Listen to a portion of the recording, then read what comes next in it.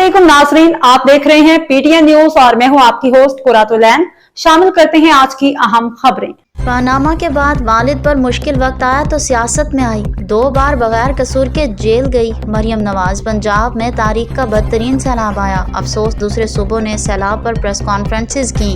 मरियम नवाज का तकरीब से खिताब। वज़ीर आला पंजाब मरियम नवाज शरीफ ने पंजाब के ज़िला चौपाल में स्कूल ऑफ एक्सीलेंस की इफ्तिताही तकरीब से खिताब करते हुए कहा है कि पनामा के बाद वालिद पर मुश्किल वक्त आया तो सियासत में आई। 2 बार बगैर कसूर के जेल गई। तकरीब से खिताब करते हुए उन्होंने कहा कि सैलाब की वजह से कामों में मसरूफ़ हो गई थी। मेरी नज़र में चकवाल की अहमियत वही है जो दूसरे शहरों की है। गुज़िश्ता साल हमने 30,000 स्कॉलरशिप्स दी, इस साल 1.25 लाख लैपटॉप देंगे।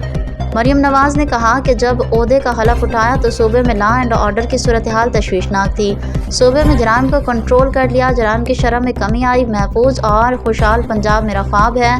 उनका कहना था कि नौजवान सूबे के सबसे बड़े स्टेक होल्डर हैं, अपनी बेटियों का रास्ता ना रोकें। उन्होंने कहा कि जब मुल्क हमारे हवाले हुआ तो उस वक्त खजाने खाली थे।